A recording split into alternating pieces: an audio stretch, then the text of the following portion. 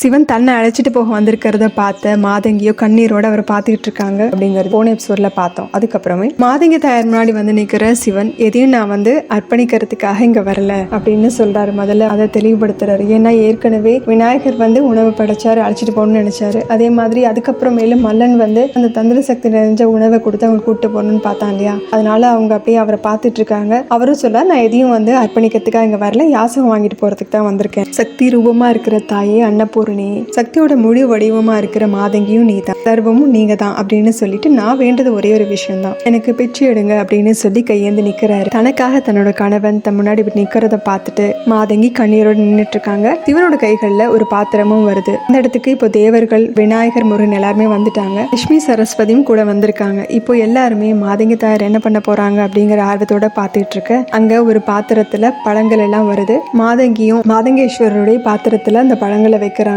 இந்த யாசகனோட வயிறு நிறையறது மூலமா, அதாவது மாதங்கேஸ்வரரோட வயிறு நிறையறது மூலமா இந்த பயணம் முடிவடையும் அப்படின்னு நாராயணன் சொல்லிட்டு இருக்காரு. எண்ணத்தை மதிக்காதனால கைலாயத்துல ஆரம்பிச்ச பிரச்சனை இது. இப்போ மாதங்கேஸ்வரரா அவர் அந்த உணவு எடுத்துக்கிறது மூலமா இதுக்கு ஒரு இறுதியான ஒரு படிப்பினையே கொடுக்கிறார். அதாவது இயற்கை எல்லா வழிகள்லயும் மனிதர்களுக்கு அருள் புரியும், அவங்க தான் அதை பணிவோட ஏத்துக்கணும் அப்படின்னு நாராயணன் சொல்லிட்டு இருக்காரு. இங்க திரும்ப மாதங்கேஸ்வரரை காமிக்கிறாங்க. அவரு திரும்பி முருகனி, விநாயகர் எல்லாரையும் பார்க்கவும் வரிசையா அவங்க எல்லாரும் இந்த பழங்களை கையேந்தி வாங்கிக்கிறாங்க மாதங்கி தாயார்கிட்ட இருந்து. சரஸ்வதி, லட்சுமின்னு எல்லாருமே இப்ப வாங்கியாச்சு. சிவன் அந்த கூட்டத்தோட தலைவி இருக்காங்களே அவங்கள பார்த்து சொல்றாரு, கௌரி உன்னோட தூய்மையான பக்தினாலையும் அன்புனாலையும் இந்த உலகத்துக்கு ஒரு பெரிய பாடம் கிடைச்சிருக்கு, இந்த உலகத்துக்கே ஒரு பெரிய வழி கிடைச்சிருக்கு. இதுல பக்தியும் அன்பு மட்டும் கிடையாது, தாழ்மை எண்ணங்களும் நிறைஞ்சிருக்கு. நீங்க இல்ல அப்படின்னா பார்வதி மாதங்கி ரூபத்துக்கு வந்திருக்க மாட்டா. இந்த உருவத்தினால அவ இந்த பிரபஞ்சத்துக்கு சமநிலையும் கொடுத்திருக்கா. இந்த சமநிலை சக்திக்கு மட்டும் கிடையாது, உணவு அப்புறம் அனுபவ பாடத்துக்கும் சேர்ந்ததுதான். தேவியோட அருள்லையும் சமநிலை இருக்கதான் செய்யும். நான் இங்க வந்ததுக்கு காரணம்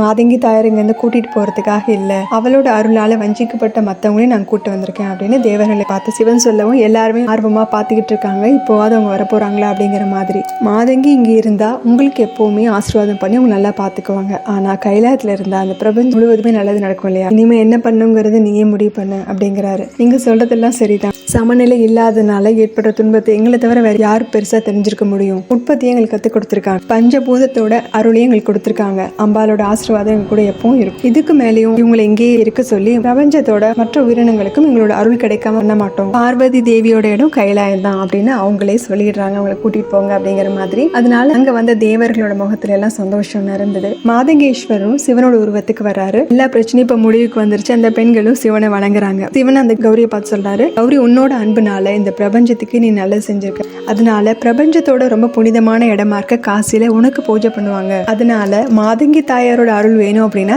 தேவர்களை வணங்கினா மட்டும் பத்தாது, உன்னையும் வணங்கித்தான் ஆகணும். நீ கௌரி தாய்ங்கிற பேர்ல அழைக்கப்படுவ அப்படின்னு ஒரு பெரிய வரத்தையும் கொடுக்க அந்த அம்மா ரொம்ப சந்தோஷத்தோட ரொம்ப நன்றி மகாதேவா அப்படின்னு அவங்களும் சொல்ல வேலையெல்லாம் முடிஞ்சது கிளம்பலாமா அப்படிங்கிற மாதிரி மாதங்கி தாயாரை பாக்குற சிவனும், நம்ம கைலாயம் கிளம்புறதுக்கான நேரம் வந்துருச்சு, நீ மாதங்கினா நான் மாதங்கேஸ்வரர், நீ அன்னபூர்ணியா இருக்கேன்னா நான் அண்ணாமலையா உன் கூட எப்பவும் இருப்பேன், நீ சக்தினா நான் சிவம், நான் சூன்யமா இருக்கேன் அப்படின்னா நீ ஆரம்பமா இருப்ப, நான் மகா காலன்னா நீ மகா காளியா இருப்ப அப்படின்னு ஒரு வழியா அவங்களே சமாதானப்படுத்திடுறாரு. மாதங்கியும் மகா காளியோட உருவத்துக்கு மாறுறாங்க. அந்த பெண்களும் காளியை வணங்குறாங்க. அப்போ நாராயணன் சொல்லிட்டு இருக்காரு, இப்போ மகா காளி அதீத ஆனந்தத்துல இருக்காங்க, அதனால இந்த பிரபஞ்சம் முழுக்க அவங்களோட ஆனந்த தாண்டவத்தோட அனுபவத்தை உணர போகுது அப்படிங்கிறாரு. இதோட இந்த எபிசோட் முடியுது. அடுத்த எபிசோட்ல பார்க்கலாம். சேனல் லைக் பண்ணுங்க, ஷேர் பண்ணுங்க, சப்ஸ்கிரைப் பண்ணுங்க, பெல் பட்டனை பிரஸ் பண்ணுங்க. தேங்க்யூ.